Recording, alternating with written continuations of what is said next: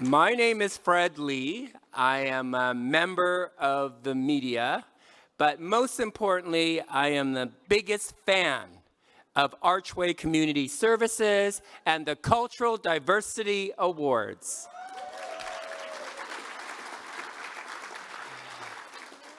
I was saying to Manpreet earlier, this is one of my favorite celebrations. I get to be in a room 350 strong tonight, and we literally had to squeeze in one more table at the last minute to celebrate inclusion, to celebrate diversity here in the Fraser Valley. And your community has been celebrating these incredibly important values for the last 22 years. Give yourselves a big round of applause. And I am just delighted to be here to join all of you as we celebrate the 50 outstanding nominees this evening. Thank you, Mother Nature, for creating such a beautiful day and evening for us to come together.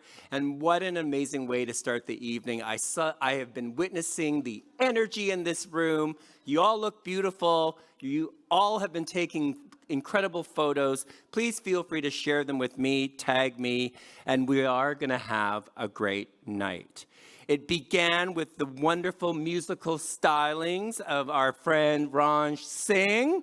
Let's give him a big round of applause. His music, everyone, is a beautiful fusion of Indian and Western styles, and he just seamlessly blends Eastern rhythms with Western folk rock to create truly something special. And as you can see, no, it's not going to be me performing. Ranj is going to be coming back up to play some more music throughout the dinner service.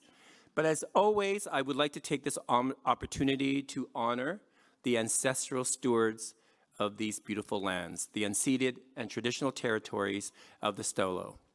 This land acknowledgement is a crucial step towards recognizing the historical and ongoing presence of Indigenous peoples on this land. And it serves as a reminder for all of us of our shared responsibility to respect and uphold their rights. And as we are gathering in Abbotsford this evening, I would like to pay special tribute to the Sumas, Matsqui, and Lakamel First Nations, whose rich heritage and deep-rooted connections to this land have endured since time immemorial. Also, I would also like to acknowledge that we have attendees from all over the Fraser Valley who live on this land of the Stolo and other Indigenous nations. As a community, we are deeply grateful for the privilege of gathering here this evening, and we are committed as well to honoring the enduring relationship of the Stolo and other Indigenous nations with this territory. And as we celebrate the cultural diversity, let us remember that it is our shared responsibility to recognize and respect the profound history and enduring presence of the Indigenous peoples of this land. Each of us, every single one of us, plays a crucial role in this. Personally, I want to acknowledge these incredible caretakers of the past, but also the present and the future leaders. As I mentioned, my name is Fred Lee. I'm a member of the media, and I have lost track the number of years I've been invited back here, but it is always wonderful to see so many familiar faces who return year in and year out.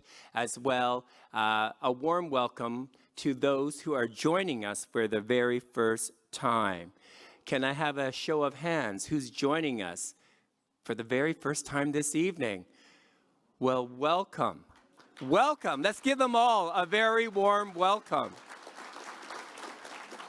We are going to have so much fun, and I'm going to apologize for any of my silly antics that you're going to endure this evening. But more importantly, this evening is about our incredible nominees. And if you haven't already recognized or celebrated the nominees at your table, please do so. I have had a chance, and you too can, if you go into the program, learn a little more about the incredible work of our nominees this evening. Let's give them a big round of applause.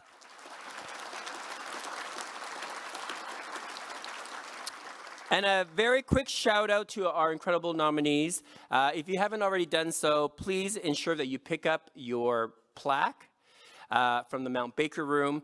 And more importantly, if you haven't taken a photo with your friends, your colleagues, your family members, your loved ones, our photographer is going to be there for another 15 minutes, and you don't want to miss the opportunity to capture this moment. So please, please, please get your photos, and we'll be sharing them with everyone on the Cultural Diversity Awards Facebook page in a few days. And speaking of photos, I know, as I mentioned, you've been taking some wonderful photos. Please tag us, hashtag Cultural Diversity Awards. Let's spread the love, let's spread the celebration, and let's recognize these 50 outstanding individuals, businesses, and organizations. We'd like now to take a moment to acknowledge some of our elected officials who have dedicated themselves in service of our community. It is no easy task, but I'm sure our neighbors could take a page from your books on how to behave. We kindly ask all of you to stand so that we can recognize your contributions. To everyone else in the room, please hold your applause until the very end. And with that, joining us this evening from Abbotsford, we have Mayor Ross Simons, Councillor Dave Lowen, Councillor Kelly Shahal, Councillor Les Barkman, Councillor Patricia Driesen, and Councillor Patricia Ross. As always, thank you for the hospitality. From Chilliwack, Mayor Ken Popov. School Board Trustees Preet Rai and Rupi Kanda Rajwan. Okay. Are we ready to get the formal program started? Without further ado, I would now like to introduce a leader who is deeply committed to this community as the Mayor of Abbotsford. Can I call you Your Worship? No? Okay. It has a nice ring to it. He has been a champion for inclusivity, growth, and bringing people together. He will be giving us some welcoming remarks on behalf of the city of Abbotsford and introducing our guest speaker. Everyone, please join me in giving a warm welcome to Mayor Ross Simons.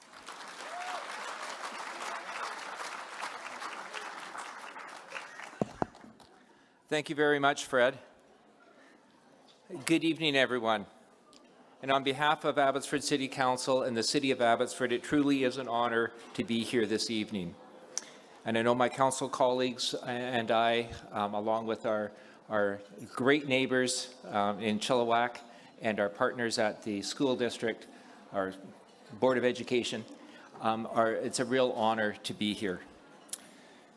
And joining us this evening are some special guests from the Abbotsford Youth Commission as well. If you want to just stand, please.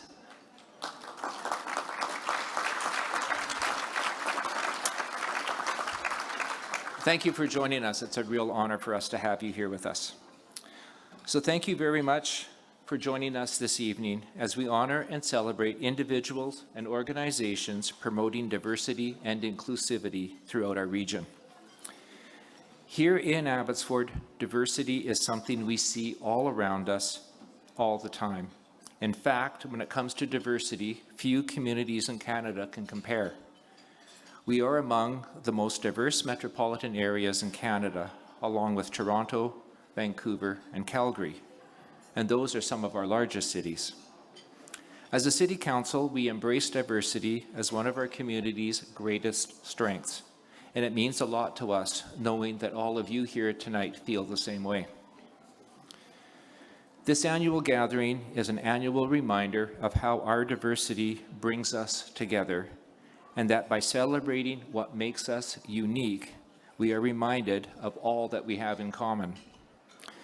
Congratulations to tonight's nominees. You inspire us with all of your commitment to promoting multiculturalism and tolerance in our communities. I'm looking forward to once again presenting the Champion of Diversity Award a little bit later this evening. So thank you to Archway Community Services for organizing this event in partnership with Chilliwack Community Services, Mission Community Services, and New Directions English Language School in Langley. It truly is a partnership, not just as a community, but as a region, and thank you for your leadership.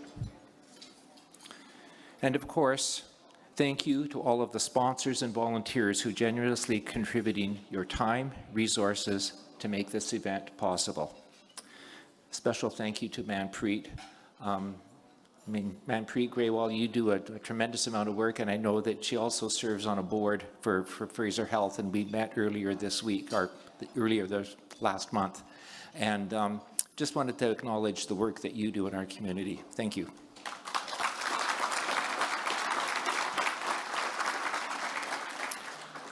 And it is now my great honor to introduce our keynote speaker, Tarek Haddad.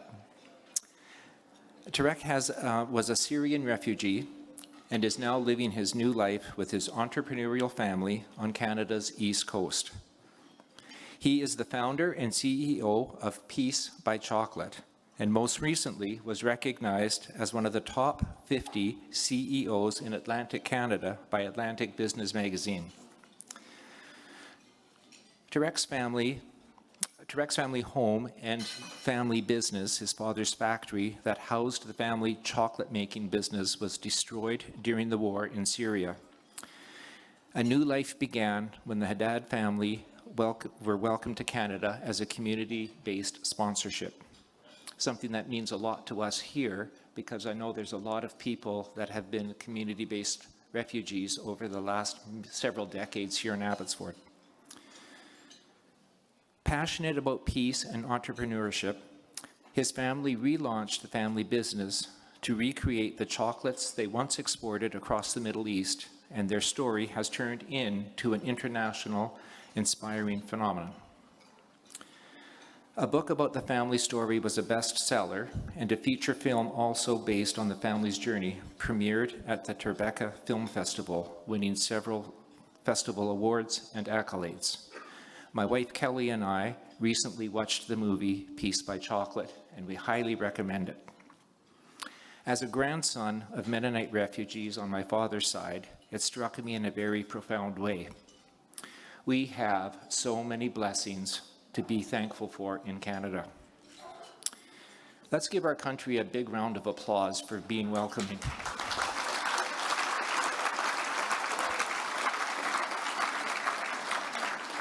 That is who we truly are.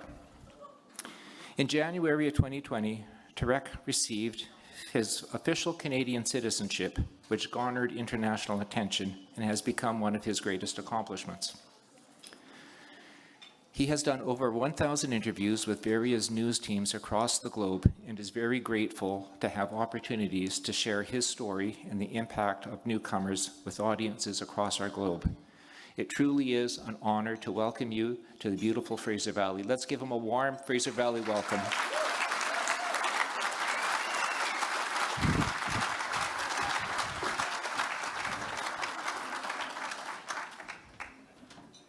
Oh my God. Hello there. Good evening, Abbotsford. Come on, guys. Come on. I saw you were lining up for coffee out there. You're all well caffeinated. I will try one more time. Good evening, Abbotsford. Oh my God. Thank you very much for having me. What an honor to be with you here today. And before I get started into my presentation, I have just to say, thank you very much, Mayor, for that sweet introduction. The reason why I want to thank him specifically is because 2 years ago, I had a presentation to do in Alberta. And I had only 5 minutes to speak on stage. And the guy who was supposed to introduce me, he spoke about me for 40 minutes. So he left absolutely nothing for me to talk about. I was there on stage only for actually 10 minutes, and then I had to step down.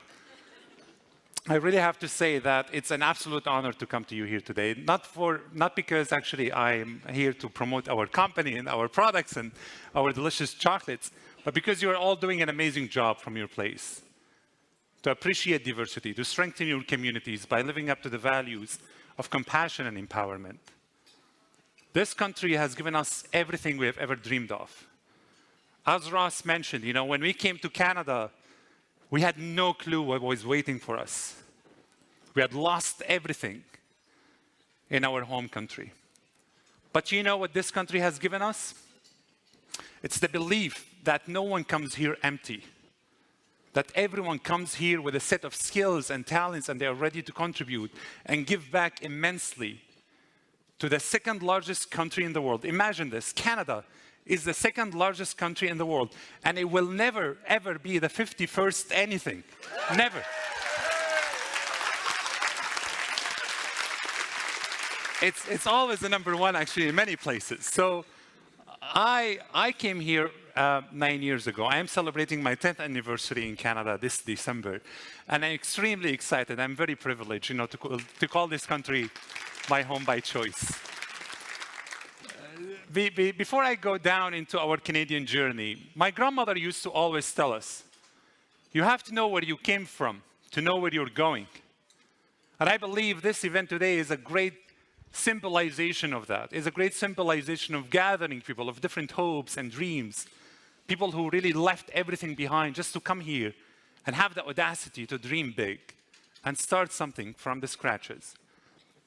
I remember how actually my grandfather used to just go around the masses and tell us that immigration actually can be tougher than death, that there's nothing tougher in life than having to leave your home country and your homeland and being uprooted. Because we as human beings, we see our values in the networks and the people all around us that we grow up with. Our story is all about love, compassion, respect, kindness. And that's why I wanted to come here today, because I know how much negativity is out there right now. I know that everyone is looking for an ounce of positivity on the news and they can't find it. That's why gathering like these matter. Please give a huge round of applause to Archway for this incredible gathering that they brought us here today too. So our story goes back to 1986. My father graduated as a civil engineer in Damascus, Syria. And then he went to my grandmother and then he told her, Mom, I don't want to be a civil engineer anymore.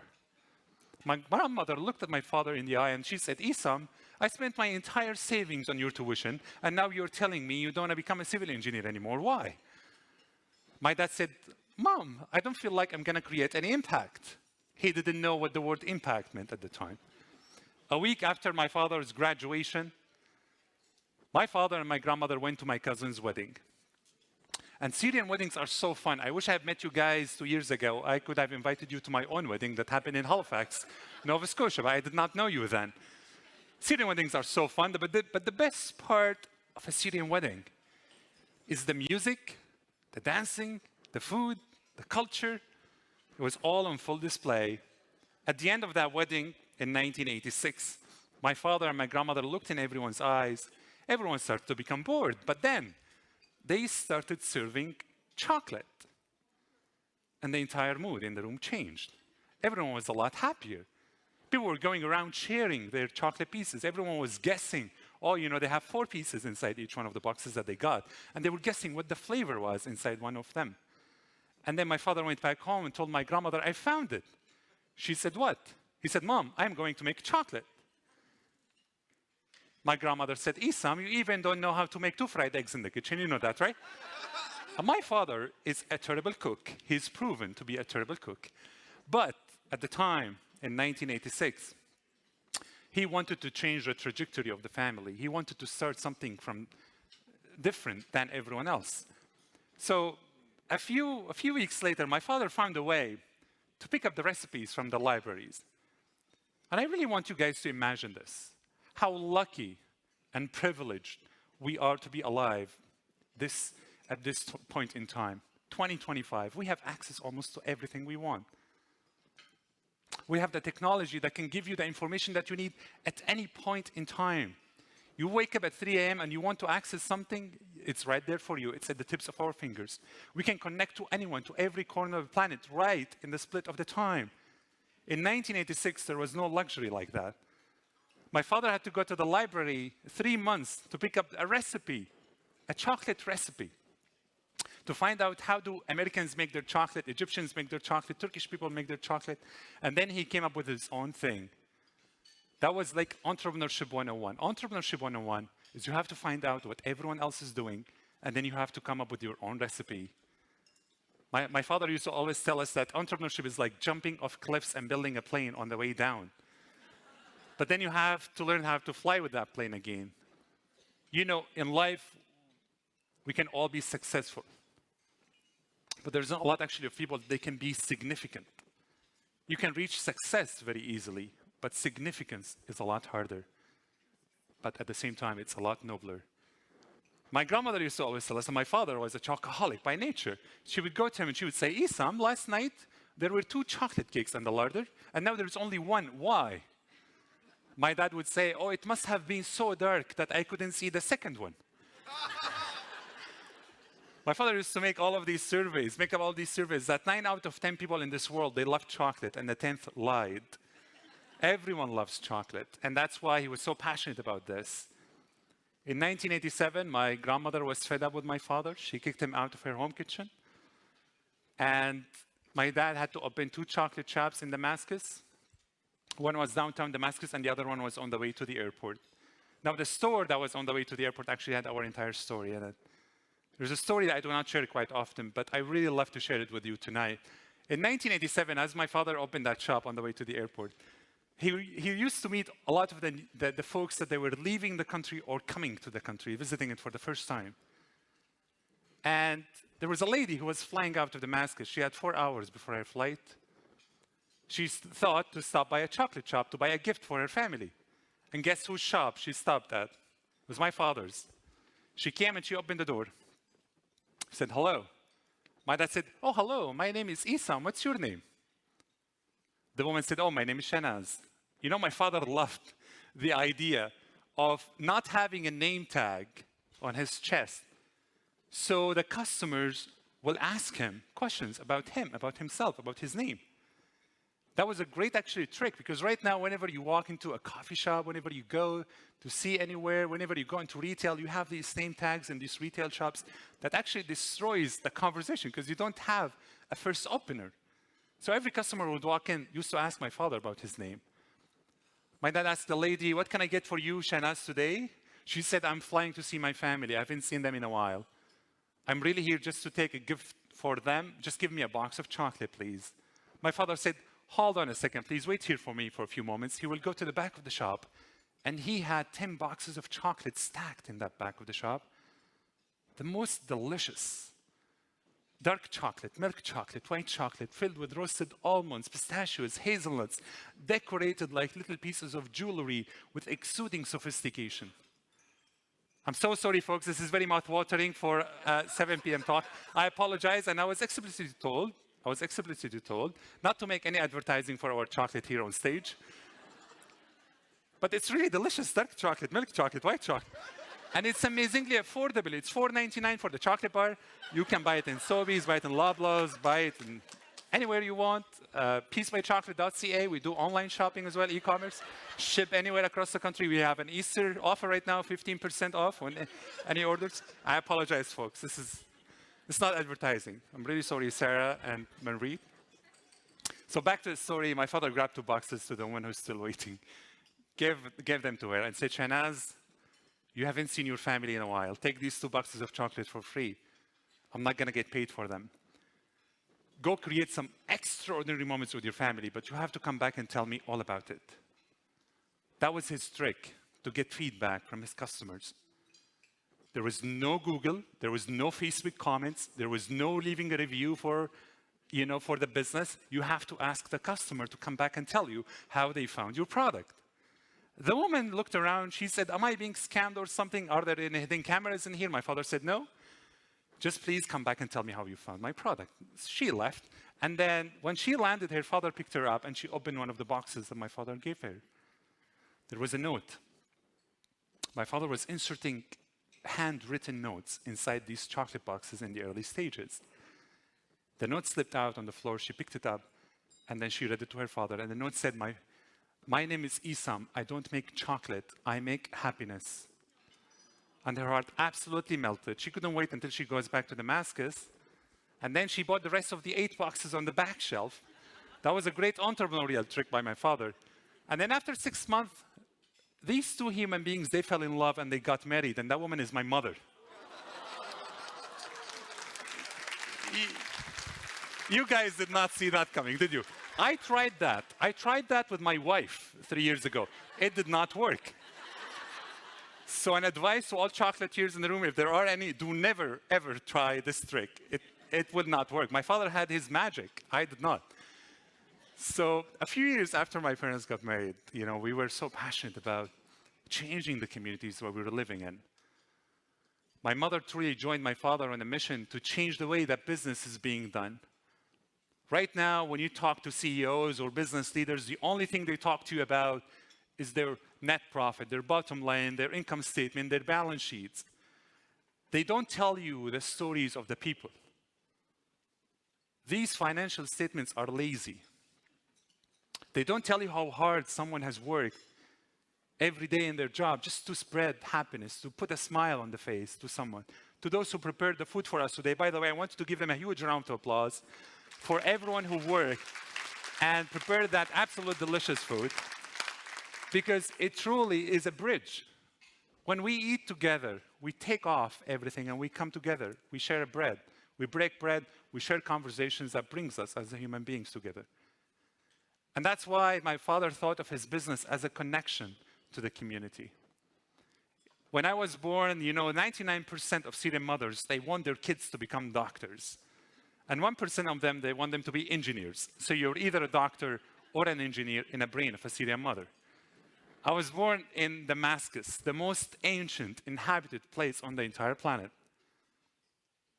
And I remember very well how my family used to live all together in one building of 10 floors. My grandmother was on the first floor. We were on the second floor. My uncles were on the third floor. My cousins, my aunts, everyone was living there. And every time someone gets married in the family, they build another floor. And they add them to it. So every Saturday, we used to have the supper together. My grandmother used to have a giant room in her house. We used to gather there every single Saturday. So I knew that whatever challenges I had in my life, I would see my grandmother there for us. I would see my cousins who were ready to help me. I would see my uncles. In times of test, family is best. In times of test, family is best. And family doesn't have to be only those who share the last name as you do. It can be those sitting around the table, right with you tonight, sharing the same values. And that's really what matters these days. Unfortunately, not a lot of people know my home country, Syria, other than after 2011, 2012, after the war. Now, the first thing that comes up after you Google Syria is the Syrian war, the Syrian refugees, the Syrian crisis, how many people were killed, how many people were displaced, the millions of people that they have lost so much. But Syria, for me, is about walking in downtown Damascus, smelling the jasmine after the rain in April, going to my grandmother's house and having a hot cup of tea with my friends around the fountain in our old, beautiful room, beautiful blue arches. Now no one shows you this stuff actually on the news, right? The only thing you see is about what is worthy for the news these days, which is everything negative. Our family was growing and growing, and everyone was having actually a great time living there. But in 2006, my father opened the second largest chocolate factory in the entire region. He built it with blood, sweat, and tears. And he was so happy to export chocolate everywhere. He was sending chocolate to Algeria, to Turkey, to Spain, to Belgium. If there is one country on the planet that does not need more chocolate, it is Belgium. But he really thought that he was making something so special. That's why he was exporting chocolate everywhere there. In 2011, people were fed up with the corruption in the government. They were asking for freedoms. They were asking for our human rights. In 2012, it turned into a war. And there is one story, actually, I want to share with you about that horrific war. I came back around the middle of July in 2012. My family were all having supper, having fun. Around 10 p.m., everyone went to their beds. 10:30, we started hearing explosions around our building. I peeked out the curtain and I saw helicopters hovering all over us. Soldiers and tanks were everywhere in the neighborhood. And these soldiers were breaking into every house in the neighborhood, taking all the men between the age of 18 years old and 6 years old. They were lining them up against a wall, and they were shooting them in front of their kids and their families because they were afraid they would become rebels. And then my entire family were so terrified after the tanks started really bombing the buildings next to us. We were all rushing, getting to the basement in my grandmother's house. We lost our power for sure, so we didn't have access to the elevators. Everyone was running on the stairs. The entire building was shaking. And we reached that room in my grandmother's house, and we stayed there for 5 nights. We didn't have any food. We didn't have any medications. We didn't bring anything with us. The only thing we had actually was each other. My grandmother was used to walk all around that room telling us, everything is going to be all right, everything is going to be all right. I had no clue where my grandmother used to get her resolve, but then I knew that she thought, as long as we are sticking together as family, whether we are alive or we are dead, then we will be fine. The roof could collapse on our heads in any moment. On the 6th day, there was a ceasefire for an hour. My family left the country. Everyone now is scattered in 27 countries across the globe. Imagine we used to share suppers together 12 years ago, and now we are scattered in 27 countries. My family, my father decided to stay in Syria. My mother supported that decision, and then he said that he wanted to keep the factory running. I said, Dad, it's a war. He said, well, people need to be happy. I said, Dad, it's a war. He said, I need to make sure that I have 450 employees, that they will find food to put at the table for their families. What kind of a business leader I will be if I left everything and I left the country. For him, it was more than a business. It was something so personal. It was a part of the family. So he kept that factory running. By the end of 2012, I called my dad. I said, you have to leave the factory right now. He was working and then shut down everything. 12 minutes after my father left the factory, was bombed by an airstrike. Our entire factory that my father built was leveled on the ground, like nothing was built there. My father came back home and then he started watching the photos on the news. There was absolutely nothing there. And then imagine building something with blood, sweat, and tears and losing it in a blink of an eye, in a split of a moment. It was so painful. My father was saying, everything's gone, everything's gone. And then around 3 months later, I was walking in downtown Damascus. A mortar rocket hit near me and my brother. I was injured in my right leg. My brother lost his consciousness after the explosion. We ran into the house, and then I told my family, it's not time to do medicine. This is not time to do business. This is the time to survive. And then we rushed to Lebanon, and then we became called refugees. Now, becoming a refugee is not a life goal. It is not a decision. It's not a choice. It's something that we were forced to go through because we were born in the right place, but at the wrong time. And the only difference between you sitting in this amazing, beautiful room here tonight and a refugee is luck. Pure luck. We are lucky to be in this place. We are lucky to be in this country. We are lucky to be safe. But please don't forget, there are millions of people who are suffering, that they just need a little bit of help. As we were in Lebanon, I remembered my father's journey in entrepreneurship. And I actually also realized that in times of challenges, we have 2 options. We don't have a third one. Whether we play the role of a victim or we play the role of a victor, it is absolutely up to us. We are the people behind the steering wheel. We can sit down and complain and say we cannot do anything, or whether we dig down and find solutions. And it's more honorable to choose the latter. I remember that I was working with the United Nations High Commissioner for Refugees and WHO. I got into medical school in Syria, and that's why I was using my healthcare experiences in Lebanon to help the other refugees who were crossing the border. And we're building primary healthcare centers, secondary healthcare centers, tertiary healthcare centers for kids with thalassemia and cancer. And then I told my family it is time probably to leave Lebanon. We started applying to immigrate to 14 countries across the world. No one invited us for an interview. It was at a time when my siblings lost 3 years of their lives without schools. At a time when my father could not start his business. At a time when it's so difficult for us to go back to our home country because the war has not ended yet in 2014. And the reason why I ended up in Canada is because of a small act of kindness that I will never be able to repay. The reason why I'm here with you today is actually because of a cab driver. The reason why I came all the way here to you from the East Coast is because I wanted to tell you about this story, by the way. Small acts of kindness are so important that you will never know the end of them. You will never actually be able to measure them. You will never be able to the impact that you have done in someone's life when you do something that is so small that you don't even think about it. I met a cab driver in Lebanon by the end of 2014. I was telling him about our story that we want to immigrate. And then he said, why don't you go to Canada? I said, why would we go to Canada? He said, I lived in Montreal for 10 years of my life and it was absolutely the best. He had to go back to Lebanon to take care of his sick father. Now, there's one part of the story that that gentleman missed, is that he did not tell me he used to live in Montreal only in the summer. And then he used to go back to Lebanon during the winter. He did not tell me that part, never. And then I thanked him at the end, actually, because he told me about applying to the Canadian Embassy. I applied to a scholarship at the embassy to a program called WUSC, the World University Services of Canada, that actually helps a lot of refugee students to come to Canada and continue their undergraduate studies. I didn't get the scholarship, but then the ambassador was reviewing my application, and then she called me from the embassy, and the embassy team called me from a private number. My phone was ringing. I picked up the phone. Someone said, hello, is this Tarek? I said, yes. He said, Tarek, this is George from the Canadian Embassy. He said, congratulations, your application was really excellent. You were invited to travel to Canada. It was a private number, so I thought it's a scam, so I hung up. I hung up on that phone call that was going to change my life forever.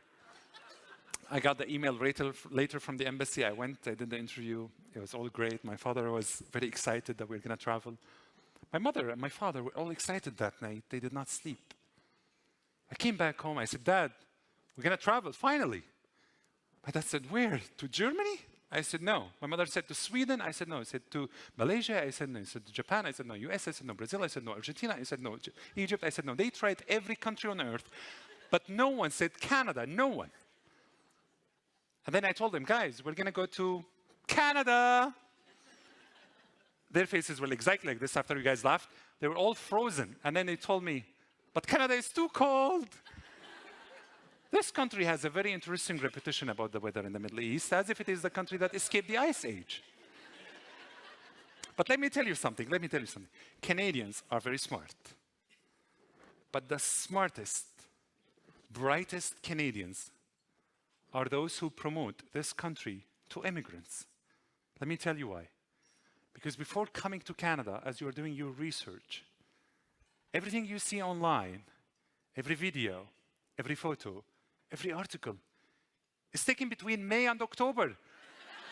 No one shows you anything between November and April. It's like a state secret. The only thing you see online is the beautiful summer activities of hiking, kayaking, going on the beach of Nova Scotia, sitting at the cottage at the sunset, raising your feet, swatting the black flies. No one shows you the horror. The horror of walking on black ice on the East Coast like penguins, or shoveling a meter of snow at my doorstep in Antigonish in Nova Scotia. No one shows you this stuff. It's literally like a state secret. So I ended up in Canada on December 18th. I landed in Toronto. It was one of the coldest nights at the beginning of the winter, they told me. I felt so terrible, actually, that if I knew I would land at Pearson Airport in December, I would have never applied. It was so incredibly cold. And then as we landed there, I was on the third flight that brought Syrian refugees to Canada.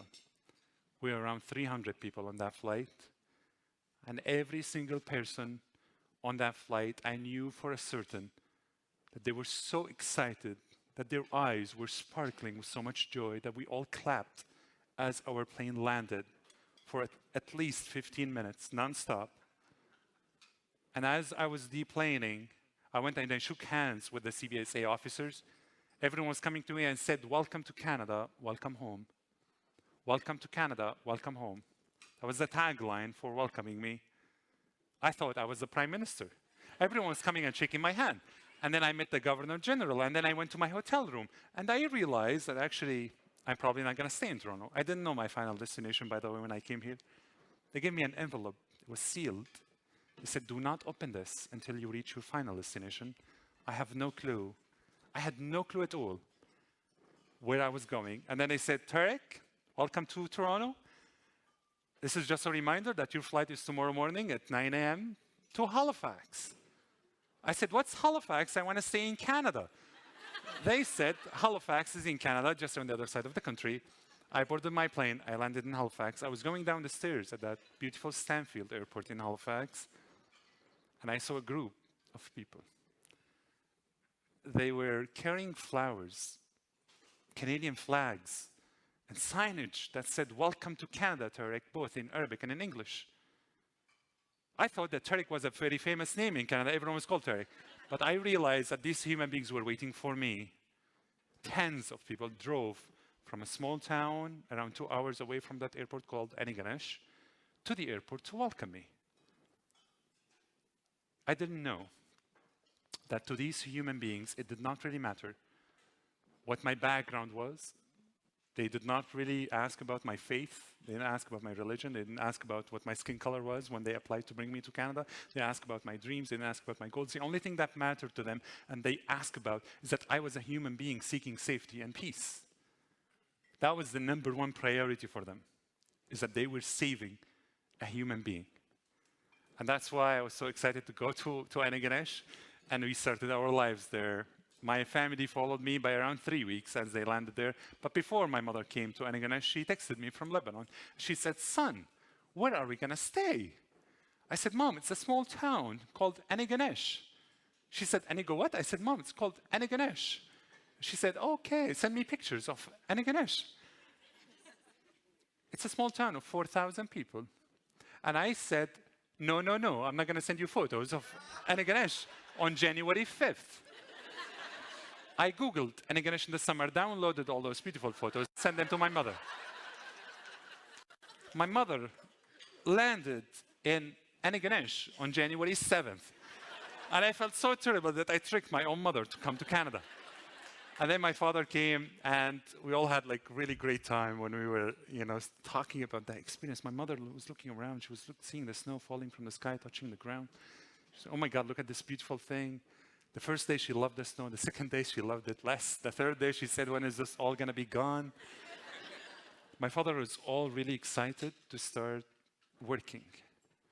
I remember how my family were all really looking forward to starting their lives in Canada, to starting proving that we did not ask for much. We just asked to be safe and to have an opportunity of rebirth. The beauty about Canada is it gives newcomers the chance of celebrating their resilience, their renewal, and their reinvention. Not many places across the globe does that. And that's why we were all very excited, because we felt that we truly belonged in that place. I was the first Syrian to land in Antigonish. My mother used to call me Neil Armstrong. It was amazing, actually, how many Syrians landed after me. Now there's around 175 Syrian refugees who call Antigonish home. It's truly an incredible place, filled with so much magic. As our family kept growing and our business kept growing, we always realized that there's one target for us: to celebrate our true belonging here. That happened in 2020. And I'm so proud that in 2020, I officially became a Canadian citizen. And now all my family members are proud Canadian citizens. They contribute. As I became a Canadian citizen, a journalist called me and they said, what does this moment mean to you? And I said, this is the proudest moment of probably my entire life. But I also said, when I came to Canada, I did not just sign up to Canada's excellence. I also owned its mistakes and failures of the past. I know that this country is not perfect. I have read all the history about the country, the injustices, the mistreatment of indigenous people, the many generations actually of immigrants who came here, that they did not have the same chances as one another, where your postal code was determining your socioeconomic chance of success and growth in this country.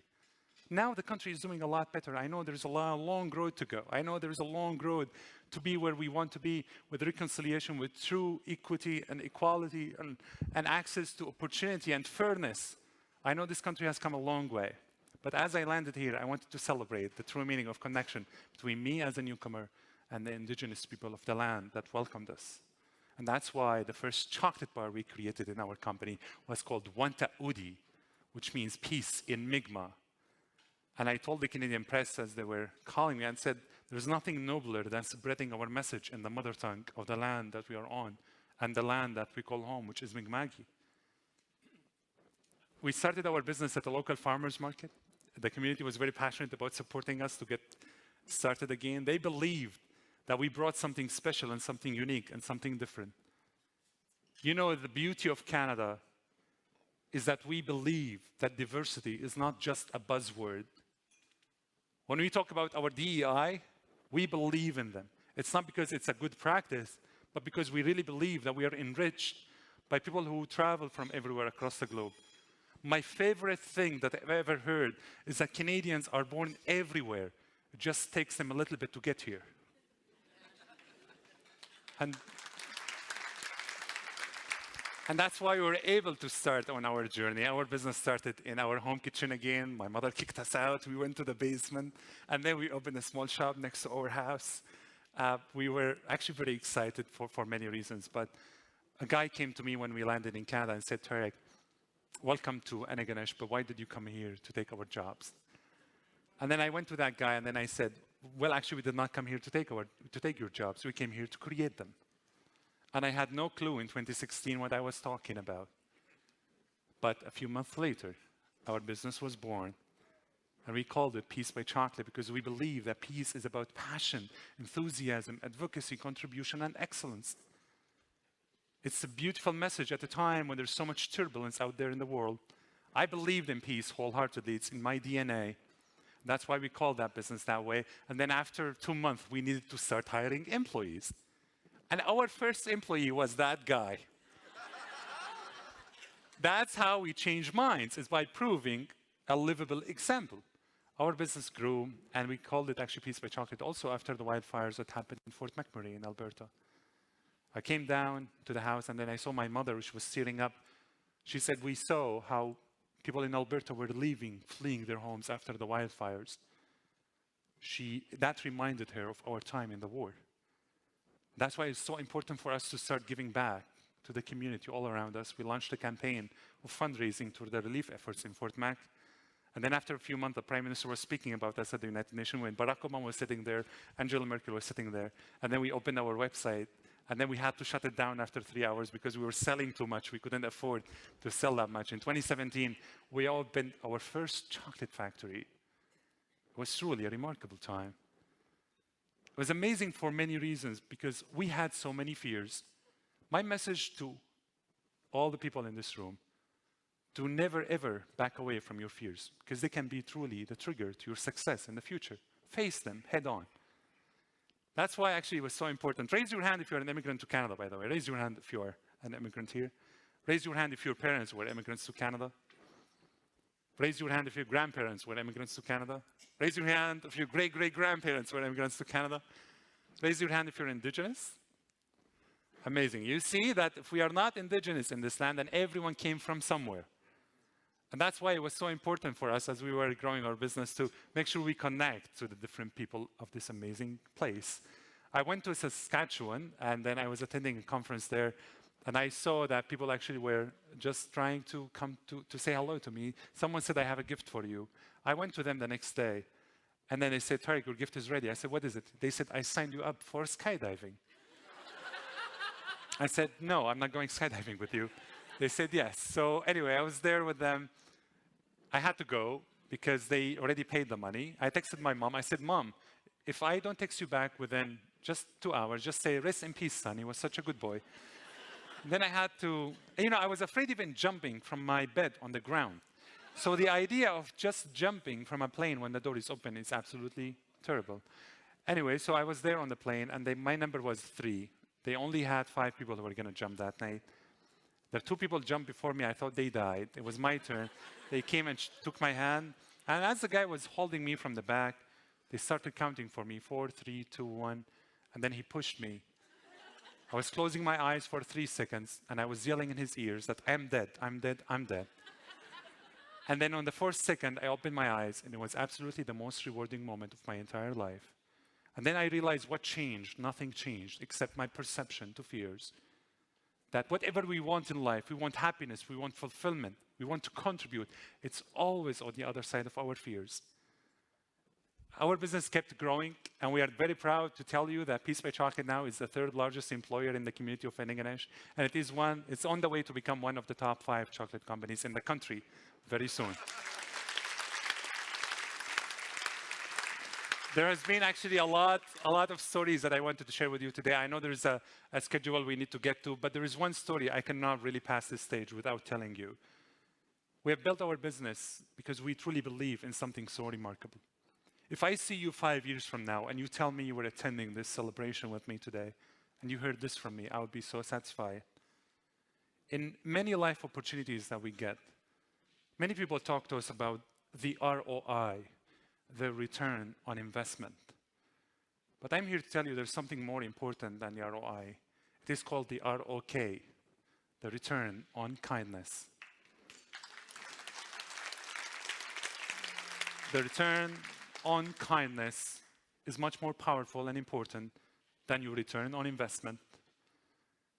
I knew how much we had to celebrate to really, truly feel that we can contribute and continue to expand across this amazing second largest country in the world.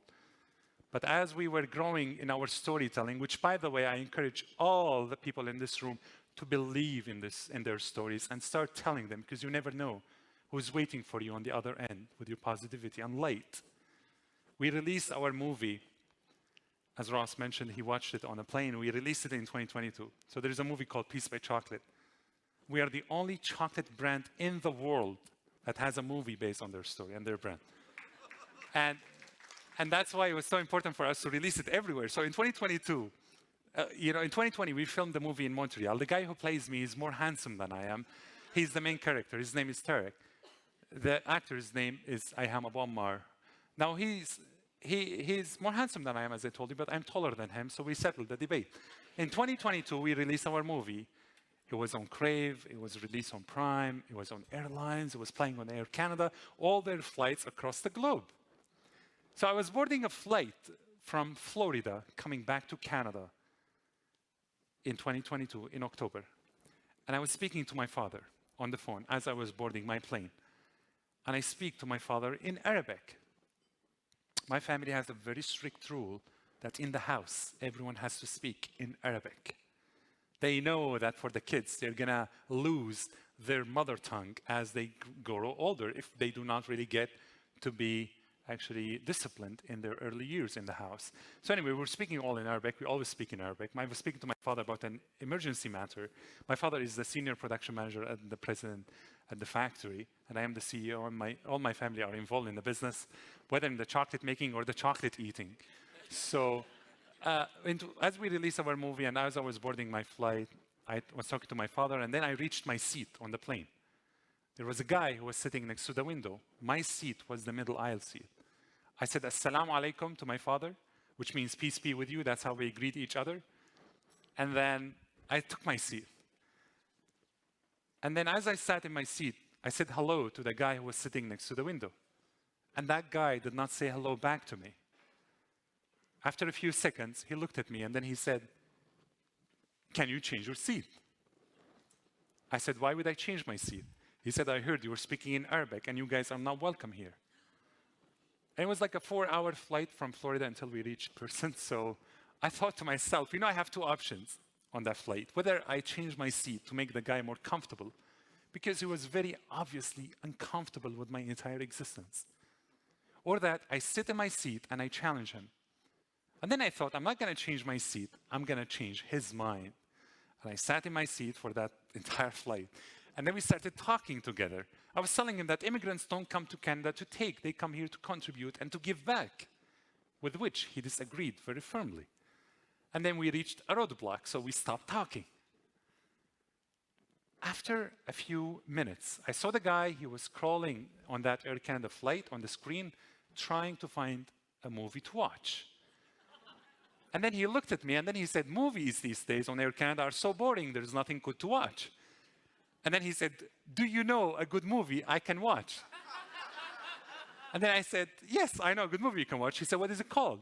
I said, it's called piece by chocolate. He said, have you watched this movie before? I said, no. I lied, folks. I watched that movie 176 times. It's the story of my family. It's the story of my life. I've watched it in Dubai. I watched it in Tokyo at the film festival. I watched it in DC. We went to LA. We went to Paris. We went everywhere across the globe to show that movie. At movie festivals, it was on Tribeca Film Festival in New York. But I told him, no, I did not watch it because I wanted to get a neutral reaction from him to our story without any prejudice, without any assumptions. And I sat down and I pretended to be watching the movie with him for the first time. You know, when you're playing the two screens side by side, you have to sync them. So the guy even made sure that we are synced. So he pressed the button play at the same time. And I enjoyed so much being a fly on the wall when the guy was watching our movie. He was having so much time, so much fun. He was laughing, he was crying, he was clapping, as if he was in his own movie theater. And then at the end of the movie, I was scared. You know, movies that are based on true stories, what do they do at the end? They show you the real people, right? They show you the actors, then they say, this is the actor, this is the real person. This is the actor that played Tarek. Oh, this is the real Tarek. This is Isam. This is the real Isam. So I was scared that the guy would know I tricked him to watch our movie. So at the end of the movie, at the last 3 minutes, I excused myself from my seat. So the guy would have already finished the movie. I probably thought that he wouldn't know who I was. I would just talk about it later. And then I came back after 3 minutes. And the guy said, hold on a second. He paused the screen on my face. And then he was looking at the screen, then would look at me. Would look at the screen, then would look at me. Would look at the screen again just to be sure, then would look at me. And then he said, has anyone ever told you that you look like that really retarded guy in the movie? Are you guys twins or brothers? Are you connected somehow? I said, I am actually the retarded guy in the movie, and that was absolutely the most hilarious moment of my entire lifetime. We had half an hour until we landed in person in Toronto.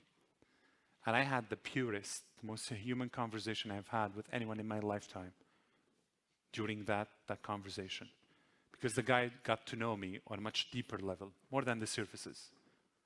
More than, the stories, more than the language, more than the skin color, more than the things. We need to get deep in our personal relationship with the people that we really want to talk to.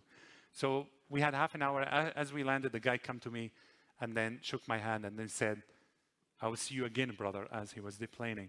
Someone who took me as his enemy at the beginning of that flight saw me as his brother at the end of it. And then I thought that being proud of our stories truly changes the world. The world now needs our stories more than ever. You never know who needs your light at the end on the other side of the world. So I really encourage all of you to use the platforms that we have on our fingers to share something positive with the world. Spread kindness, celebrate small businesses, support one another, support immigrants, support those who are underprivileged, who are just trying to start something new in this country. From coast to coast to coast, I believe we share the same values of respect, of decency, of human rights, of freedom. We know that actually this country was built on waves of people just dreaming big. So I really appreciate all of you celebrating the Canadian dream, gathering in this beautiful room tonight. I want to finish by telling you this incredible quote that actually got me going in many phases of my life as we were starting on our journey, especially as we were starting on our Peace on Earth society that I want you all to read about. It's something that we have developed with 11 partnerships to give back to organizations like the Canadian Red Cross, the Trans-Canada Trail, Refugee Hub to help refugees that were coming to Canada with their resettlement journey. We created a bar that's called Nitab to celebrate our Indigenous neighbors in Baknikik, near Anaganesh, which means friendship or buddy. So as we were developing all of this, I always thought about where this all started. And I was reflecting on the quote that my friend told me when we were living in the bottoms of the bottom, the darkest places that you can ever hit.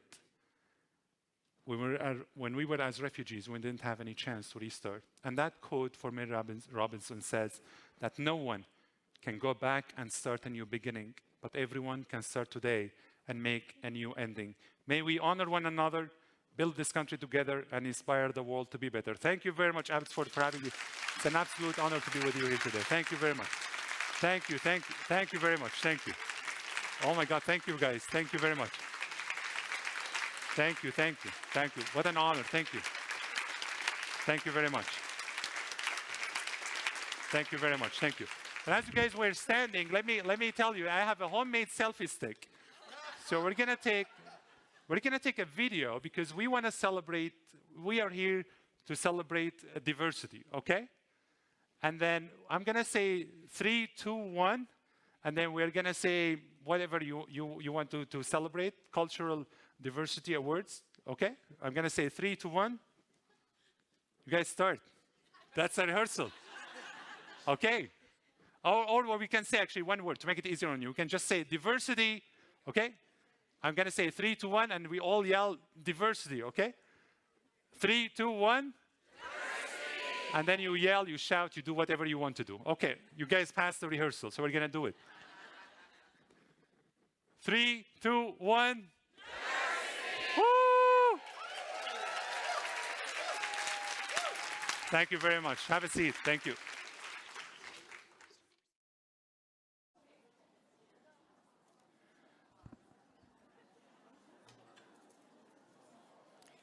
Everyone, let's give another round of applause to Tarek. Thank you, my friend. Know that you're amongst family here on the West Coast. You are more than welcome to come back. And I certainly hope before you leave us that you've left us some of those beautiful chocolates. I ate them all. You ate them all.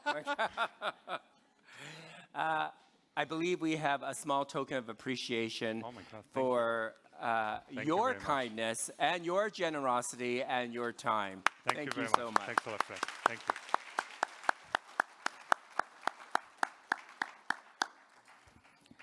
That was amazing. All right. Before we move on to the awards ceremony, I do want to recognize another official that has joined us this evening. Please give a warm welcome to Paul Albrecht from the city of Langley. All right. On to the awards ceremony. Before we get to the actual awards, I do want to recognize the incredible individuals who had the Herculean task of selecting this year's awards recipients. Our esteemed 2025 awards judging panel, we thank them for their dedication, their thoughtful consideration to shine a light on the remarkable achievements we're about to celebrate this evening. So judges, as I call your name, please give a wave or stand so that we can show our appreciation. We have Sumaya Adam, Tori Kirstein, Rupi Kanda Rajwan, Allison Gutrath, and Corey Redikoff. A big round of applause. Now, speaking of excellence, I'd like to introduce our 2025 nominee sponsor, the Honda Way. They represent a company that has been a pillar of the Abbotsford community for 39 years. They have become a cornerstone of automotive excellence in our community. Please welcome to the stage Tyler Stewart, the team lead at the Honda Way, Abbotsford. Thank you. Good evening, everyone. It's a pleasure to be here as a first-time nominee sponsor for the Fraser Valley Cultural Diversity Awards. At the Honda Way, we are guided by core values of respect, inclusivity, and empathy, which shape everything that we do. We strive to create an environment where all staff, customers, and community members feel heard, valued, and welcomed. Our commitment extends beyond our dealership as we actively engage with and support the culturally diverse communities of Abbotsford, promoting initiatives that foster collaboration and understanding throughout the Fraser Valley. This includes organizations like Canuck Place, Ledgeview Juniors, and Big Red Mental Health Society, among others, reinforcing our dedication to making a meaningful impact. Diversity isn't just about representation. It's about embracing the perspectives that drive innovation and enrich our experiences. We believe diversity strengthens decision-making, fosters innovation, and ensures every customer feels valued and understood. We are inspired by the nominees tonight who are making a lasting impact, championing diversity and inclusion. Your dedication enriches the cultural fabric of the Fraser Valley, and we celebrate your incredible work. Congratulations to all.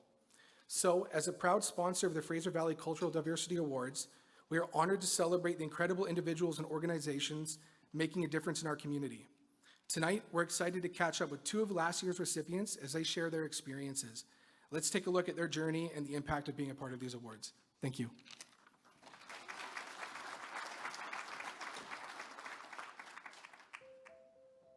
My name is Zishan. I'm born and raised in a city called Peshawar. I did my residency in oral maxillofacial surgery in Pakistan. Before moving to Canada, I worked as a maxillofacial surgeon for 7 years. It was a little bit different, which I do here now. But the thing is, it's the same feel when you make a difference for others. And that was one of the reasons we started working here as a volunteer. My name is Mike Foe. Everyone knows me as Hippie Mike. Born in Ontario, and I've lived in British Columbia since 1998. I moved out here with my wife, and we just really wanted to be out here where the skateboard and snowboard scene was. So when we moved to Canada, we started from scratch. We came to Canada with 0 friends and 0 family. And we came with 3 kids. My younger son was 1 year old at that time. We got a lot of help in the start from other organizations. That was one of the main inspiration we get it from to give back, because we got a lot of help from other organizations. In 2003, I started working for the city of Surrey. They hired me on to teach lessons, and lessons were still pretty new at that time for skateboard lessons. I just really had a good time doing it. It brought something out from inside of me that I didn't know was there. The day we moved to Chilliwack, we were in love with the community, we were in love with the people. So we started helping our neighbors, and we realized by doing that there's so much need in the community. It's just a need, but there are tons of people already wanted to do, but they just want a platform to do it. And that's where Streams is coming from, and all our projects are coming from. Andy Anderson, who I started teaching him at the age of 7, and he ended up being the first Canadian Olympian in skateboarding. And he's one of the top professional skateboarders in the world right now. And so I basically mentored him from the time he was 7 till before he moved down to California and did his thing. And now we have more than 500 people, 400 or 500 seniors registered for that, and approximately 200 volunteers registered for a particular project. Diversity is very, very close heart line for all of them. We have people from all different ethnic backgrounds, all ages, all gender identifications, and we bring people together, and that is something very, very give us pleasure to do that. Yeah, I think this place really just showcases diversity all day long. We are about just being ourselves, right? Our events are open to everybody, all ages. We just want everyone to be in here hanging out together. Awards are very important. It's not that important for the person who is getting that, but it's more important for the other people to see that. When somebody gets the award, it's very inspiration to others to see what you can achieve.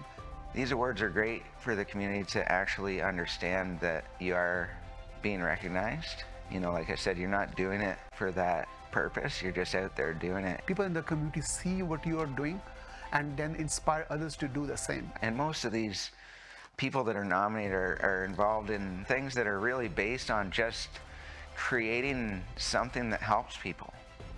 Something when you do it from your heart, you don't need a lot of, it's just coming from your heart, and you can just keep on doing that, and that's what we did.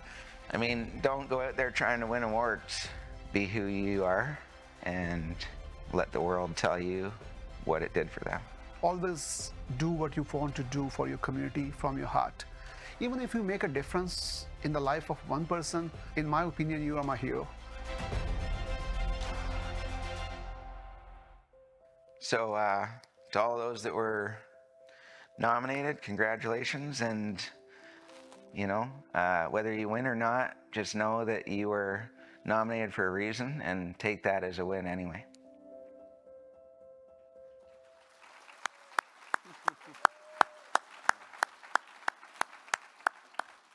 Wow. What an amazing reminder of why we're all gathered here this evening. A huge thank you to everyone who helped put that video together. It's truly inspiring to see the incredible impact you're all making in our communities. Now, are we ready for the moment we've been waiting for? A little louder, please. Are we ready for the moment we've been waiting for?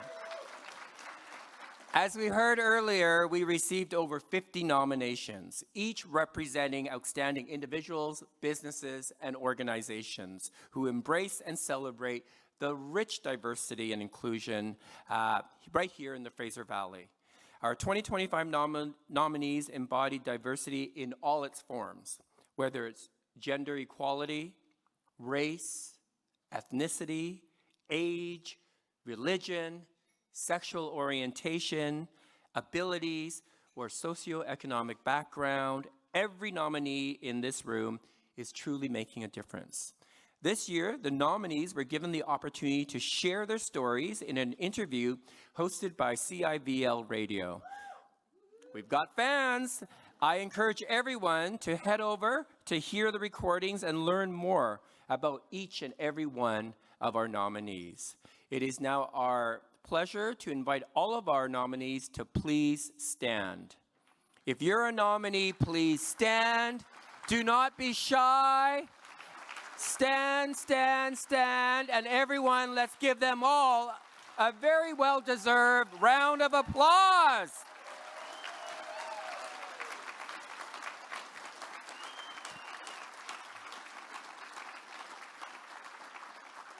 All right. Some housekeeping duties. As we move into the award categories, just a couple of quick notes. Each category sponsor, and you know who you are, will first recognize all the nominees in each category before announcing the award recipient. If your name is called, we invite you to come up to the stage and please use the stairs to enter and exit safely. Once on stage, take a moment to pause for a photo with our fabulous photographer. There he is. And then you are invited to share a few words after receiving your award. And please don't forget that after all the awards have been given out, we invite all of the recipients to come to the stage so that we could have a group photo. And we want to thank Muhi Bakini from Archway Community Services and Charndeep Shatu from New Directions for helping us on stage with the awards this year. All right, let's get started. Our very first category is that of effective human resources strategies. In this category, nominees recruit, maintain, and provide ongoing support to a culturally diverse workforce reflecting the community. The Effective Human Resources Award is sponsored by WorkSafe BC. So everyone, please welcome Erin Quinn, the People and Culture Team EDI Specialist at WorkSafe BC, to the stage.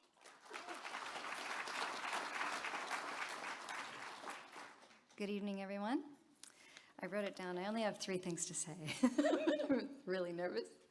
So first, it's an honor to be here. Thank you. WorkSafe wishes to express their incredible gratitude. They feel it's a privilege to be able to sponsor an event like this and to be in such a room of worthy people. We want to congratulate and encourage the nominees today in this important work that you're doing. We feel that diversity and inclusion at WorkSafe is a contributor to a healthier and a safer workplace. What you're doing matters, so thank you. All right, and the nominees are? Beauty Boutique at Shoppers Drug Mart, Sumas Mountain Village. Immigrant Services Society of BC. Purple Medical Clinic and Pharmacy.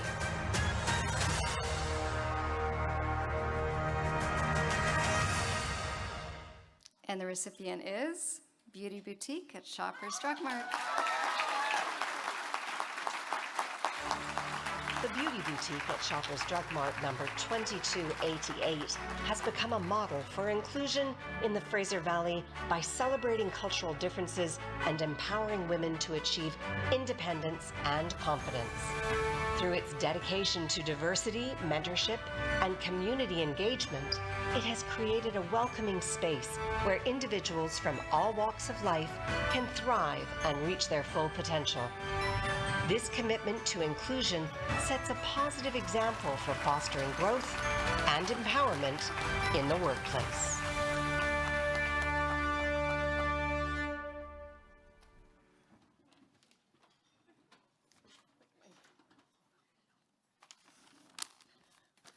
Good evening, everyone. Sorry, I'm a little bit nervous.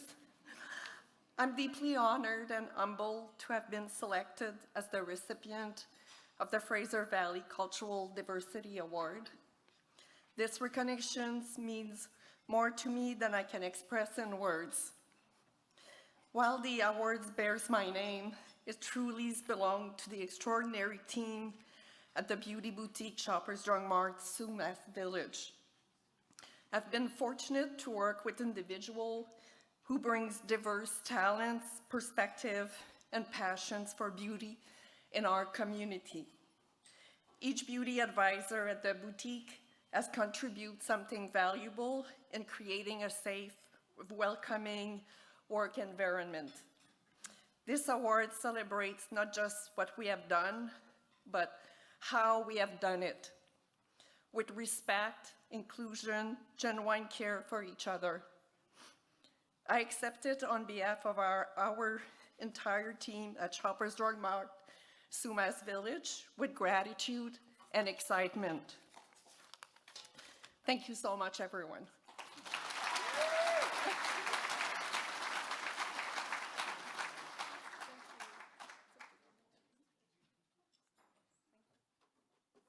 Congratulations, and thank you so much for getting us off in such a beautiful way.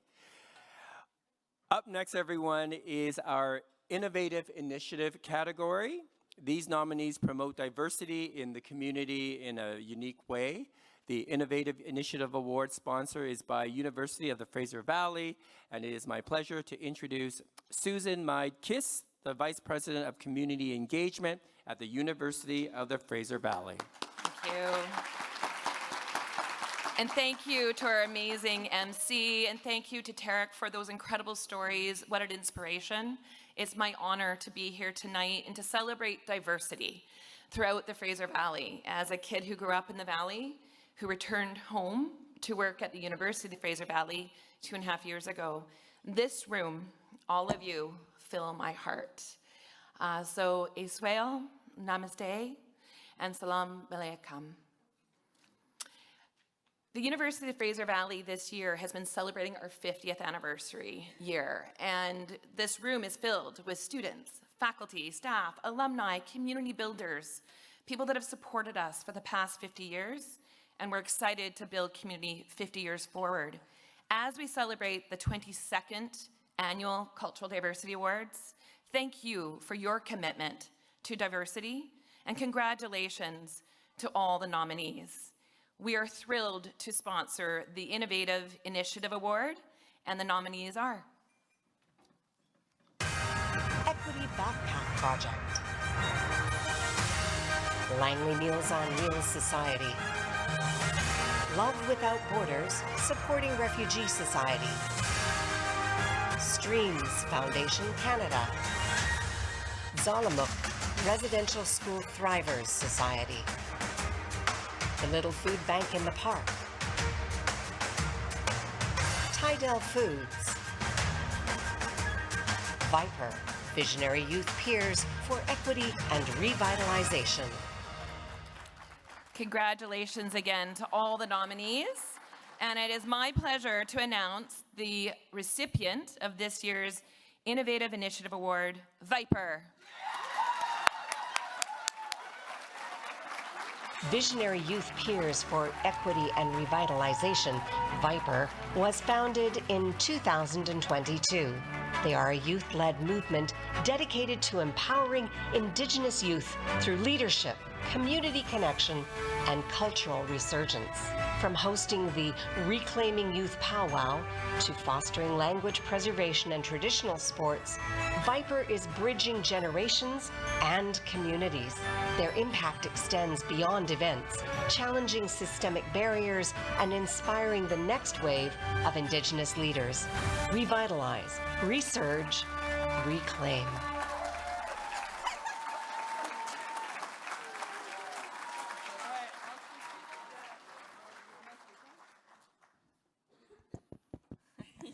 Swell, Marcella Sunshine, Telesquid, Talitzaquah, Fishing Lake First Nation, Anin, Marcella Sunshine, Indigenous Cause, Fishing Lake First Nation, and Nindojaba.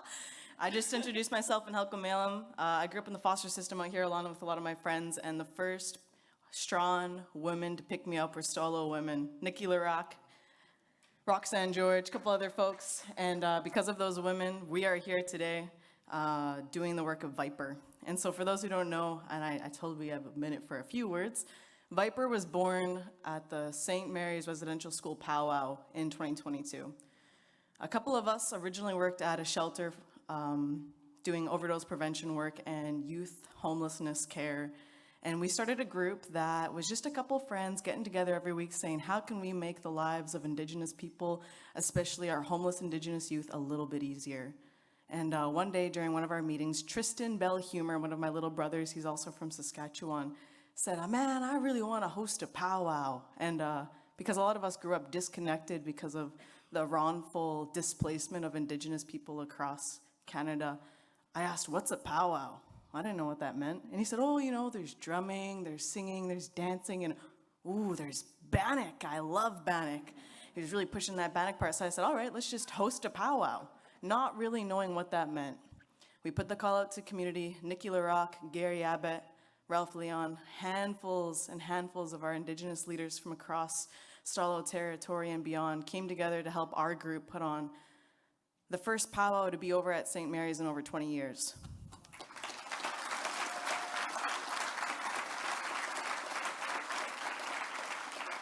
Our slogan is revitalize, research, reclaim, because right now, Viper is planting the seeds into a tree that has stood since time immemorial, and that is us working with Indigenous youth, reigniting that connection to spirit and that connection to ancestors. We're teaching youth how to walk in two worlds. That traditional world will always come first, and that Western world, which is what we do, the projects, the grant writing, the reporting, the partnerships. We weave our worlds together, and we're teaching all our young people how to do that. Revitalize, research, reclaim.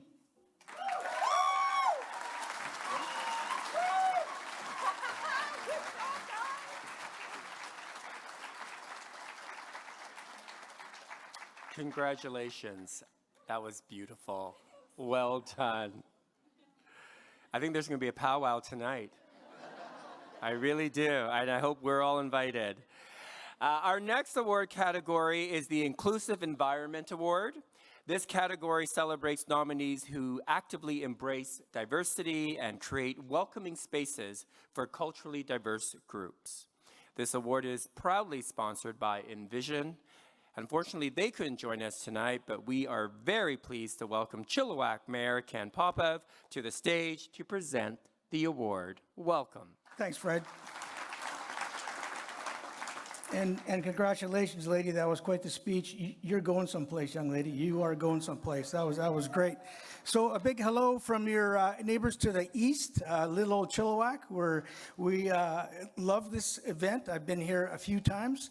You know, to talk about inclusion and diversity, that is a buzzword in Chilliwack. We work on this very, very hard.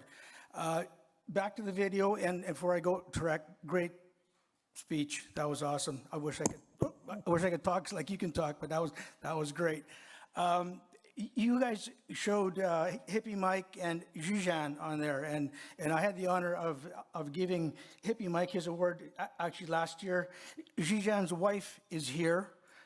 If you want to get her, she's right there.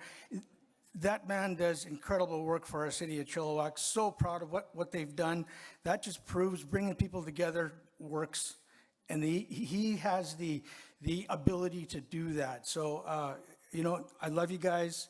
We had a big dinner there on Sunday, so good work. So, yes, this award is sponsored by Envision, and the nominees are Abbotsford Hospice and Grief Support Society, Encompass Support Services Society, Hippie Mike Industries, Inc., Home Society, Quest Inclusion Langley Society, Ken Ryu Jiu-Jitsu Society, Kids Play Foundation, Langley Meals on Wheels Services Society, Mag Solar, visual arts, art activism, Project and Blend Cafe, Prospera Credit Union, Tydell Foods, Young Guns Weightlifting and Boxing Club.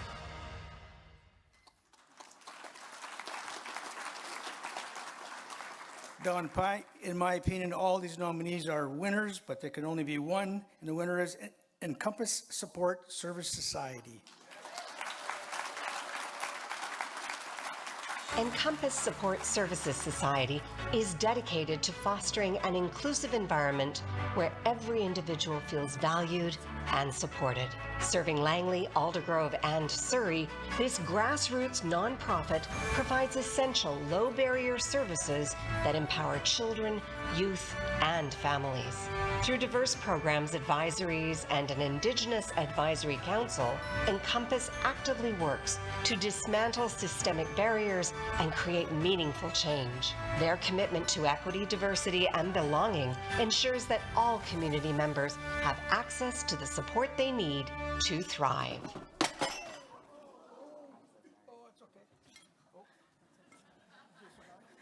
Just making sure everyone's still awake here. To be honest, I think we've come here a few times and haven't prepared anything this time because I'm like, there's no way we're actually going to win.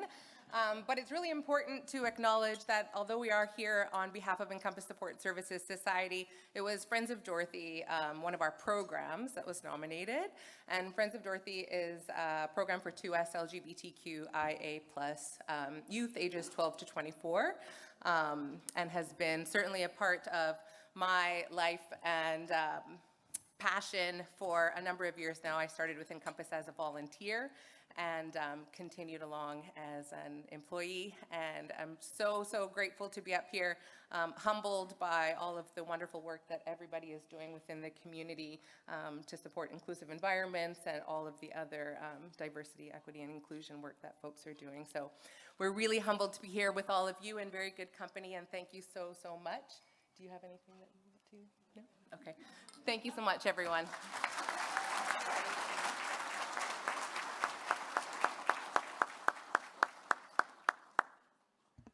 Congratulations. All right, everyone. Next up is the award for diversity in marketing. In this category, nominees market or outreach to culturally diverse communities. The award is proudly sponsored by Prospera Credit Union. Please join me in welcoming Michelle Gagne, Manager, Communications and Diversity, Equity, and Inclusion, to the stage.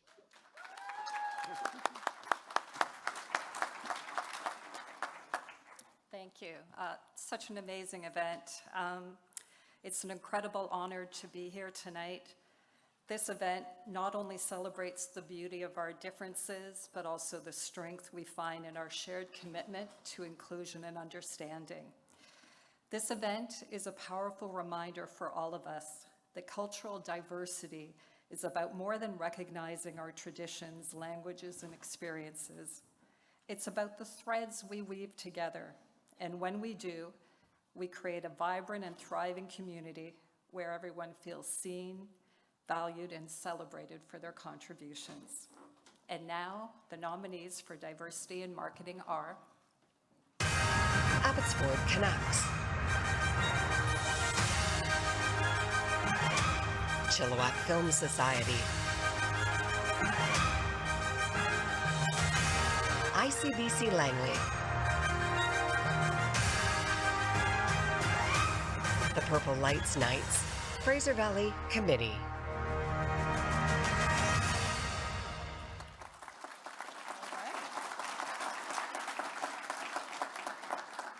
And the recipient is the Purple Lights Knights, Fraser Valley. The Purple Lights Knights Committee's impactful campaign brings much-needed awareness about intimate partner violence. This dedicated group shines a light on the issue throughout October in Abbotsford and Mission.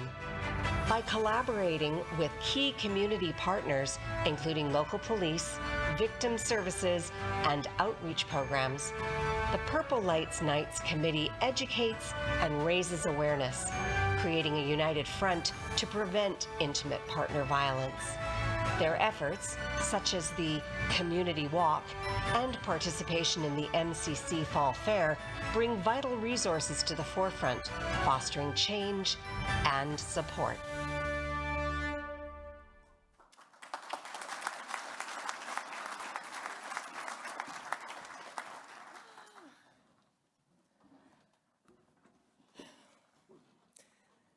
Wow, thank you so much. What an honor. To all of our fellow nominees, congratulations. What a privilege it is to be in a room full of people doing such amazing work. I can't believe I'm standing here. The Purple Lights Nights Committee works tirelessly to create a series of events throughout the month of October in Abbotsford and Mission to offer information, resources, and send a strong place that intimate partner violence has no place in our community. The Purple Lights Nights Committee works collaboratively with community partners throughout the year to plan, advocate, and arrange the campaign that takes place for the month of October. We are a subcommittee of the larger Abbotsford Mission Violence Against Women in Relationship Committee, which draws together a wide range of service providers who support and work with families experiencing intimate partner violence to discuss current issues and initiatives, available programs and services and educational opportunities. VAWEAR and Purple Lights Nights Committee have a common end goal to prevent future acts of intimate partner violence through improving awareness and access to services. We meet regularly throughout the year to collaborate, educate our committee on new initiatives, share organization updates, and apprise one another on the myriad community resources and programs. As a collective, VAWEAR and Purple Lights Nights endeavor to promote, honor, and serve the diverse communities of Abbotsford and Mission. Thank you so much.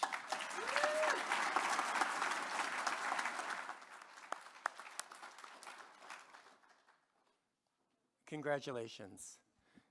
Absolutely incredible works. All right, everyone. Our next award is a very special one. It's the Youth Champion of Diversity Award, which recognizes young leaders ages 12 to 17. Oh, to be young again. Yes, 12 to 17, who are making a difference by fostering inclusivity and building a more welcoming society. We are grateful to the Abbotsford School District for the support of this award. The district has 46 schools with over 90 languages spoken, and they are proud to support this event, which highlights some of the community's incredible champions. He's so eager, he's already on the stage. Please welcome Abbotsford School District's Vice Chair, Preet Rai, to the stage to present the award. Thank you. I can go off and come back. Okay. No, good evening, and you've stolen my thunder. Oh. Good evening, it's an honor to be here today representing the Abbotsford School District. Located in the beautiful Fraser Valley, Abbotsford School District is home to 46 schools and over 20,000 students. We are proud to be the largest employer in this vibrant city with more than 3,000 dedicated staff, and some of them are here. Members working tirelessly to ensure every student is prepared for success. And like Fred said, we have over 90 languages spoken in our schools, which is really amazing. Our mission, preparing and inspiring our students for a lifetime of success, is not just a statement, it's a commitment we live by every day. Thank you, and the nominees for Youth Champion of Diversity are Isaac Lindsay, Jeffrey An Kangwu, Lida Abdo,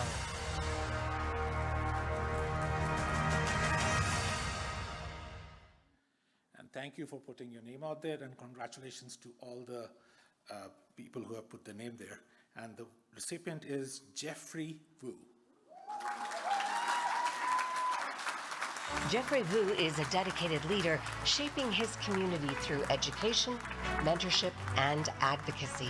As a mentor with Big Brothers and Big Sisters and a leader in cultural initiatives at Walnut Grove Secondary, he fosters inclusivity and understanding. His role in the BC and Fraser Youth Parliaments amplifies youth voices, while his work with Dear Asian Youth and other nonprofits raises awareness of global issues. Xin chào các bạn. Good evening, everyone. It's truly an honor to be here tonight with some of the most, in a room with some of the most experienced people across the Fraser Valley. 2 years ago, I was a 14-year-old high school student, and I was quite bored. I was invested in my studies. However, I thought to myself, there must be more outside of school. There must be something within my community that I'm missing out on. I'm not being engaged in. And I saw an advertisement in the newspaper for the Fort Langley Jazz and Arts Festival that summer. I decided to volunteer to get a taste of what it was like in Fort Langley at such a festive time. There I met amazing people. I experienced art, culture, and history of multiple nations and of multiple communities that have been residing in Fort Langley for centuries. And as such, I felt as if I had finally experienced something that I was missing out on for a long time. I continued volunteering at different events. The Rib Fest later that summer, and then the Global Fest just next year. I could not have done this without the support of my family, my friends, and the board at the Langley Volunteer Bureau, who have always been there for me when I struggled to balance my academic needs and my volunteering initiatives. As such, I believe that diversity is an incredibly important foundation of what makes our community what it is. A pillar of strength that we can always rely on whenever we are in need, to remind ourselves of why do we go ahead and stay as a community, because of the fact that we all share a similar bond, and that is our differences. Our differences make us all unique, and they all allow us to provide a voice and a different perspective that no one else can. Thank you.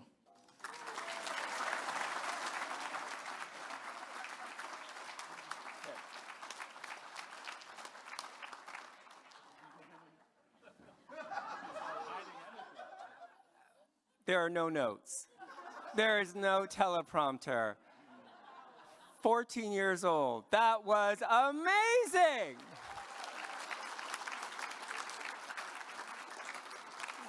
I think the future is very bright for you as well, young man, and to all other youth champions. Congratulations. Wow.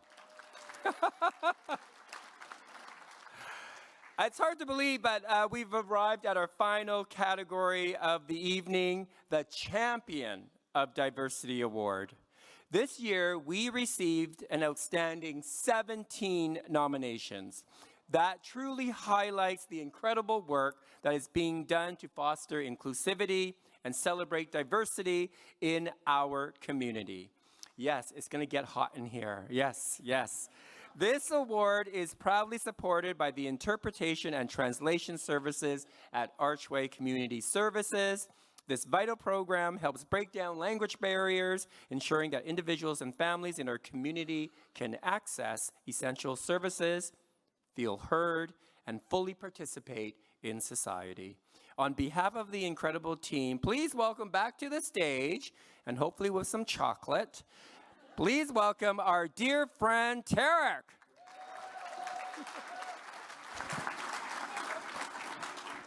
I'm the last one, so I'm going to stay 5 hours. Well, you know, I'm going to have probably a Steve Harvey moment at the Oscars right here, but I'm glad they have already the envelope, so I'm not going to mix the names. What an incredible night. Seriously, because I'm the last one, so I'm really going to tell you. I'm so inspired. Please clap. Please give a huge round of applause to all the winners, all the nominees. It's been incredible. It's been incredible. You know, they say variety is the spice of life, but diversity is a full snack meal. It's actually a full meal, and probably it is a midnight snack. The person that is going to win this the person that is a Champion of Diversity Award winner is actually someone who celebrates differences as means for strength and truly use diversity to empower the people around them. The nominees for this amazing award are Ashleen Singh, Bridget Crosby, Cameron Hope, Christine Seymour, Darla Rasmussen, Douglas Hughes, Gurdeep Gary Kalati, Inez Montoya, Jessica Cooper, Cassandra Benoit, Katie Bartell, Matthew McCormack, Prabjot Kaur Singh, Pixie Wells, Pierre Richet, Ross Lightburn Renault, Stephanie Kwan, Ted Udelson. Ladies and gentlemen, the winner of the Champion of Diversity Award is Ashleen Singh. Ashleen Singh's commitment to equity, education, and community shines through her work.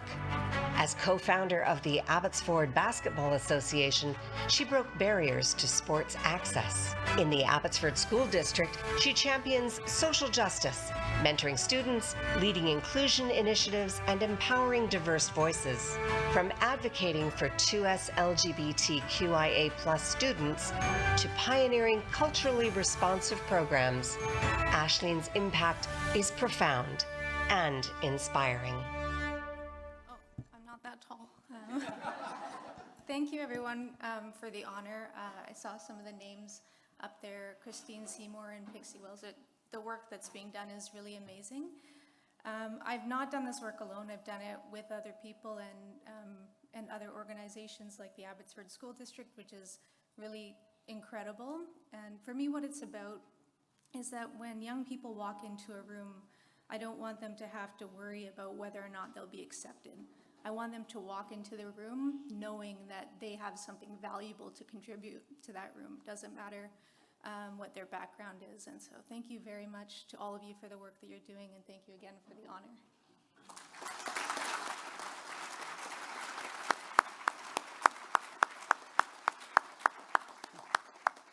Everyone, a big round of applause to all our recipients.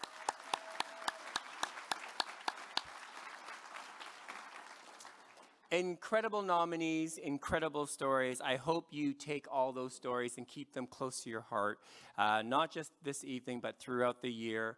And if you want to learn more about each and every single one of those nominees, there's a little bio in our program as well.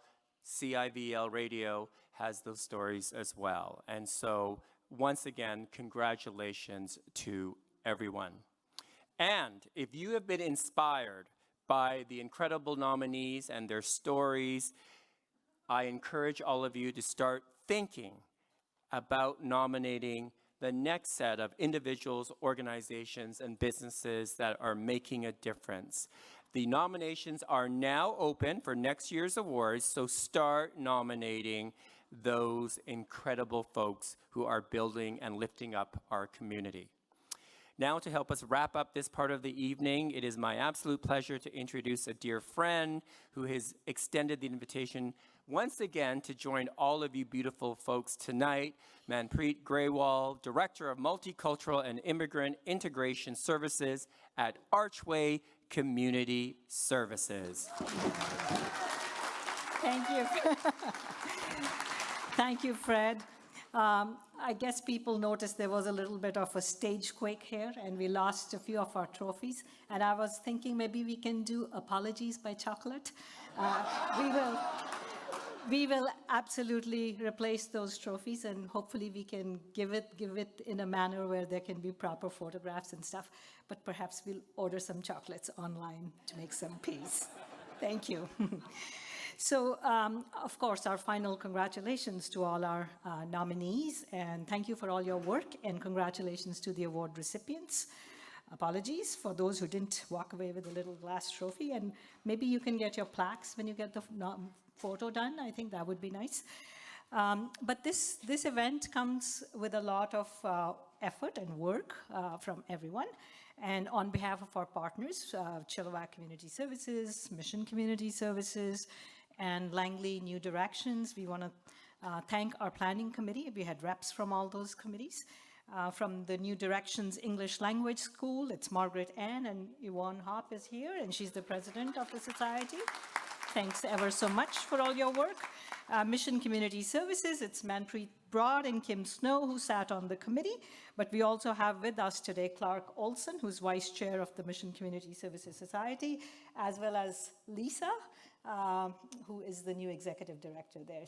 Thank you so much. And Sean, we work with you as well a lot. Chilliwack Community Services, we had Marnie. We have Kate Healy, the executive director of Chilliwack Community Services here.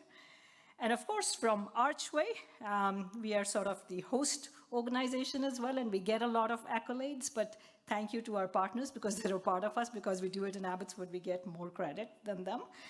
But our Archway board is here, our CEO, Rod Santiago, is here, our founder, Walter, was here. I'm not sure where he's gone right now. But also our just absolutely phenomenal teams who do this work every day. In fact, they recommended Tarek to us as a keynote speaker because some of them had heard him. And our planning committee members were Kelly Neufeld, who's our associate director, but leads our marketing. Where is she? Hey, Kelly. Muhi Bakini, who is right here, Amy Van Bergen, and Tracy Leung. She's coming after taking care of a health concern after 4 or 5 weeks.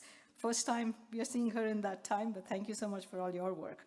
Also, a special thank you to Mitchell from Steiber Productions and Element 8 Studios for the video that they produce and for their ongoing support to Cultural Diversity Awards. Thank you to the Clarion Hotel, of course, for the lovely meal. I hope you guys all enjoyed it. And of course, to Sarah Bolton and her team. They're right here, and I don't know where Sarah is. I'm sure you all heard. The sponsors heard from her. The nominees heard from her. It was her first year doing this, so thank you, Sarah. You did a beautiful job. And to our speaker, Tarek, thank you for your story. It is amazing, and it inspires us and touches on so many different aspects of just this hopeful message at a time when people are feeling discouraged. So thank you so much for that. And I think diversity, before it becomes a business advantage or a value anywhere, it just is and always will be. It always was. You know, there are differences in this world, and we have to acknowledge them to move forward. And last, but certainly not the least, thank you to Fred. You always do an amazing job of welcoming everybody who makes the effort to come out here. So thank you for being here again, and hopefully we will see you again. And I do have something, and I hope this doesn't fall off. Don't want to offer it to you in pieces.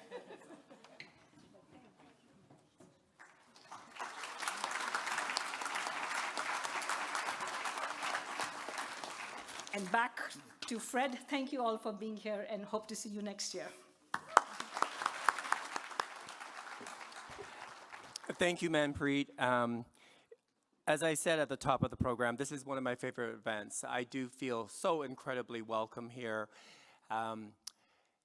Patricia just reminded me that I am celebrating my 10th year as your MC.